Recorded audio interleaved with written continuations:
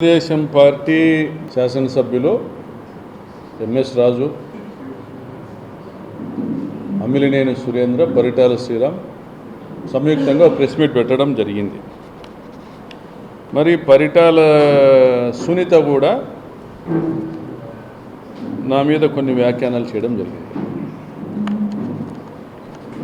జరిగిన సమస్య ఏంది, దాంట్లో పూర్వపరాలు ఏంది, ఏ నేపథ్యంలో వరుస సంఘటనలు జరుగుతున్నాయి అనేది నేను విశదీకరించడం జరిగింది.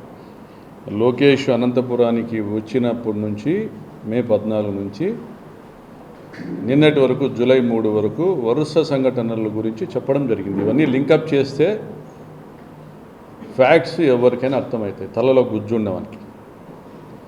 అయినా మీరు మాట్లాడారు కాబట్టి తప్పడంలో చెప్తా ఉన్నా. బాబు రాజు, ఎంఎస్ రాజు తమ్ముడు, చెప్పుల షాప్లో పనిచేసే దగ్గర నుంచి ఈరోజు లోకేష్ బినామీగా ఎదిగేంత వరకు నీ చరిత్ర అందరికీ తెలుసునన్నా.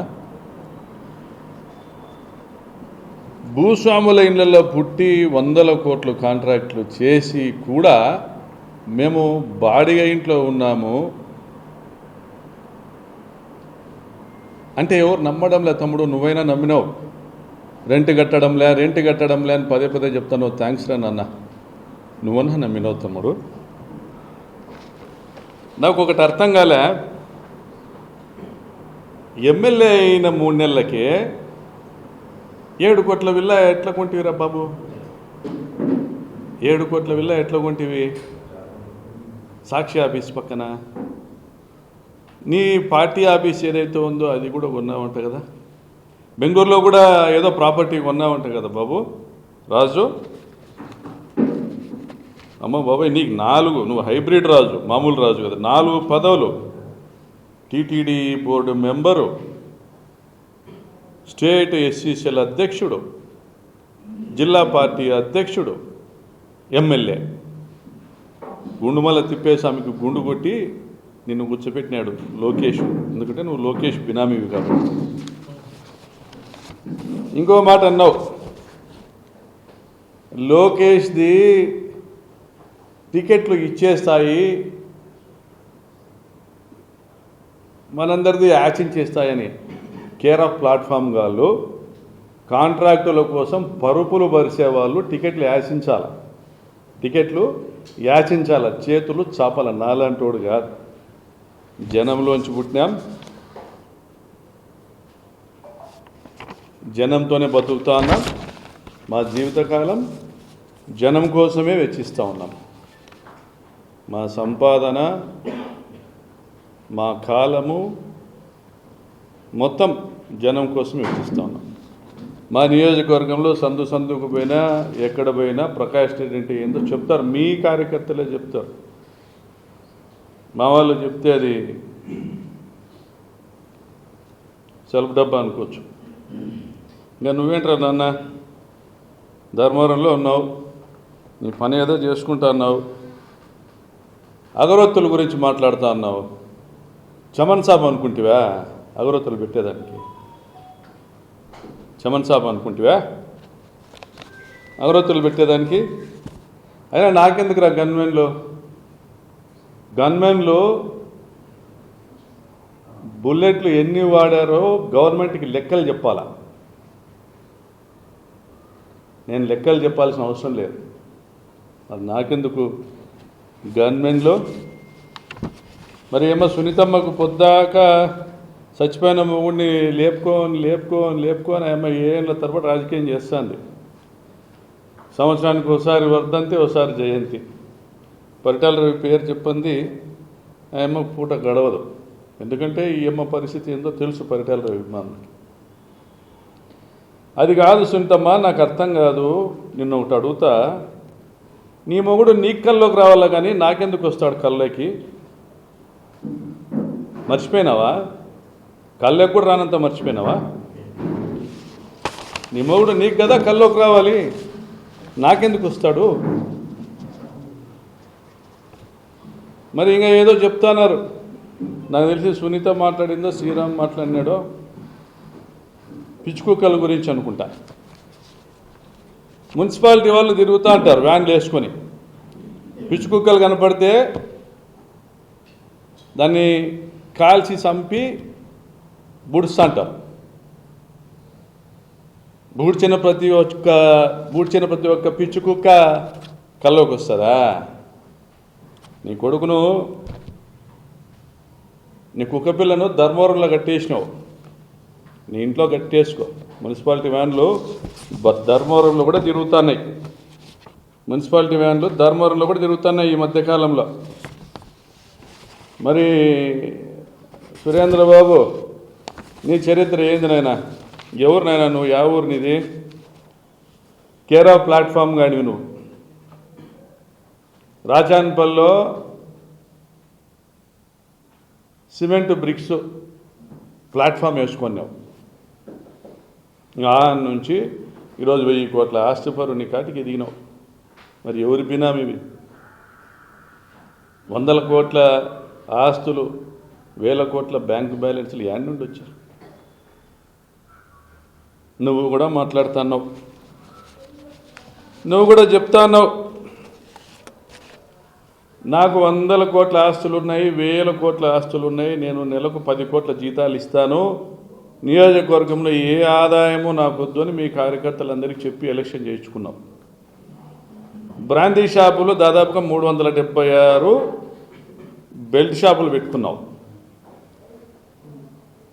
పరిటాల శ్రీరామ్ మాదిరే నువ్వు కూడా ఒక క్వార్టర్కి 50 రూపాయలు ఎంఆర్పి మీద అదనంగా వసూలు చేస్తున్నావు. 100 కోట్లు కొల్లగొడుతున్నావు. నువ్వు అదే చెప్పినావు, శ్రీరాము అదే చెప్పినాడు. బ్రాందీ షాప్లో వచ్చే ఆదాయాలు కనీసం 1000 మంది కార్యకర్తలకు ఒక్కొక్కరికి 10 లక్షల రూపాయలు చొప్పున పంపిణీ చేస్తాము అని. ఎంతమందికి ఇచ్చినావు బాబు? సురేంద్రబాబు, నువ్వు ఎంతమందికి ఇచ్చినావు నాయన? శ్రీరామ్ బాబు, ఎవరికి ఇచ్చినారు? ఎదురు చూస్తున్నారు మీ కార్యకర్తలు. మీరేమో బలుస్తానే ఉన్నారు. ఇవి కాదని ఇక మన బీటీపీ ప్రాజెక్టు పూర్తి కాలే. మా రంగయ్య ఏమో మాధవ్ని వేసుకొని, ఆ మహాలక్ష్మిని వేసుకొని ఈ NH 544D ఈ హైవే తీసుకొచ్చా. గడ్కరీ దగ్గర తిరిగి పనులు నువ్వే చేసుకుంటివి. అనంతపురంలో నీలం సంజయ్ రెడ్డి ఫ్లైఓవర్ నుంచి పంగల్ రోడ్డు వరకు వర్క్ తెచ్చా, నువ్వే చేసుకుంటివి. సోమలదొడ్డి నుంచి కలెక్టర్ ఆఫీస్ వరకు వైడనింగ్ వర్క్ తీసుకొచ్చిరి మా ఎంపీలు, నువ్వే చేసుకుంటివి. వాళ్ళు తెచ్చిన పనుల మీద నువ్వు సంపాదించి మళ్ళీ అదే రంగయ్య మీద ఖర్చు పెట్టి 100 కోట్లు ఖర్చు పెట్టి గెలిస్తావు. మరి ఇవన్నీ సాలలే. 2014లో మీ ప్రభుత్వం వస్తానే హంద్రీనివా కాంట్రాక్టులు ఆ రోజు దాదాపుగా 90 కోట్ల పనులు చేజెక్కించుకొని 200 కోట్ల బిల్లులు చేసుకుంటేవి. నువ్వేదో సీత మాదిరి మాట్లాడుతున్నావు.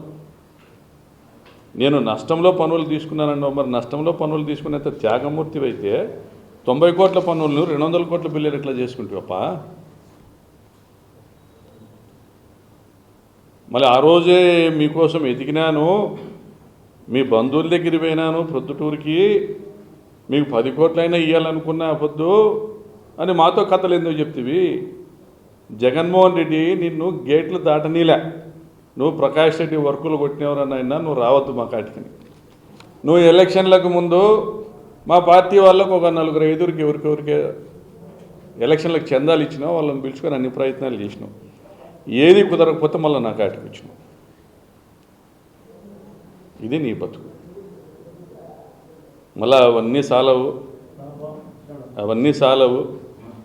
36వ ప్యాకేజు 40 కోట్లు మిగులు పని ఆ రోజు లెక్కన 2014కి. ఈ పొద్దు 141 కోట్లకు టెండర్ పిలుచుకున్నాం. మన 29వ తేదీ మళ్ళీ పని తీసుకున్నాం. ఇది కాకుండా మడక్సిర బ్రాంచ్ కాలువలో కూడా మళ్ళీ పని తీసుకున్నాం. వెడల్పు చేసేదానికి, కాలువ నిర్మాణానికి 4 రెట్లు అంచనాలు వేసుకున్నారు. మడక్సిర బ్రాంచ్ కాలువకు 70 రూపాయలు మట్టి పని అయితే 370 రూపాయలు రేటు పెట్టుకున్నారు. మరి 36వ ప్యాకేజీలో 40 కోట్ల పనుల్ని, మిగిలిన పనిని 140 కోట్లకు చేసుకున్నాం. ఎవరికి ఎన్ని పంచుతున్నావా? లోకేష్కి ఎంత ఇస్తున్నావు? ఎమ్మెల్యేలకి ఎంత ఇస్తున్నావు? ఇంతగా నిన్ను మేపుతున్నారే. బాగా తిని బలుసు సురేంద్ర. 2029లో వారలు కోసి ఉడికిచ్చి ఉప్పు కారం పెట్టి కార్యకర్తలకు పంచుతాం. తెలుగుదేశం కార్యకర్తలకు కూడా చెప్తున్నాం, మీకు ఈరోజు బ్రాందీ షాపు డబ్బులు ఇవ్వకపోతే మేమే న్యాయం చేస్తాం కళ్యాణదుర్గం నియోజకవర్గంలో కానీ రాప్తాడులో కానీ. అర్థమైందా రాజా? ఇంకా ఫైనల్గా లోకేష్ బాబు, మీ ఎమ్మెల్యేలో, మీ శిష్యులో, మీ బినామీలో నువ్వు చాలా తప్పు టీంతో ప్రయాణం చేస్తున్నావు. నీ సావాసాలు కరెక్ట్ కాదు. మీ నాయన కాలంలో మీ వాళ్ళు 100 కూనీలు చేశారు మా నియోజకవర్గంలో. పెనుగొండ, ధర్మవరము, రాప్తాడు నియోజకవర్గాల్లో ఈరోజు ఉన్నటువంటి నియోజకవర్గాల్లో ఆ రోజు 100 కూనీలు చేసినారు. మీ నాయన ముఖ్యమంత్రిగా ఉండగా కేసులు విచారణలు జరిగినాయి, తీర్పులు వచ్చినాయి. ఏ ఒక్క కూనీకి కూడా శిక్ష పడలే. కాబట్టి ఆ క్రెడిట్ అంతా మీ నాయనది. ఆ క్రెడిటు, ఆ పాపము అదంతా మీ నాయనకే సంబంధం. ఇప్పుడు నీ రాజ్యాంగం నడుస్తుంది, నీ రెడ్ బుక్ రాజ్యాంగం నువ్వు అమలు చేస్తున్నావు. నువ్వు వచ్చినాక మా నియోజకవర్గంలో 3 కూనీలైనాయి, గ్యాంగ్ రేప్ జరిగింది, కబ్జాలు జరుగుతున్నాయి, దోపిడీలు, దౌర్జన్యాలు జరుగుతున్నాయి. ఈ క్రెడిట్ అంతా నీది. నువ్వు ఇచ్చిన ధైర్యం కాకపోతే తగరకుంట కొండారెడ్డి కేసులో బాధితుల ఇళ్ళకి ముద్దాయిలు పోయి బెదిరిస్తారా? బెదిరించి మాకు అనుకూలంగా సాక్ష్యం చెప్పండి అని బెదిరిస్తారా? అంత ధైర్యం ఎక్కడి నుంచి వచ్చిందయ్యా నా కొడుకులకి? నువ్వు ఇచ్చింది కాదా? ఆలోచన చేసుకో. నీకు ఇచ్చిన అధికారం ఎవరికి ఉపయోగిస్తున్నావు? ఎవరికి ఉపయోగిస్తున్నావు బాబు లోకేషా? మా మహానటి, మా మిత్రుడు,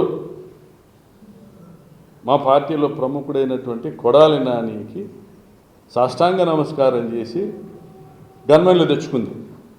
తనకు 2+2, తన ఉత్తుత్త కుమారునికి 1+1.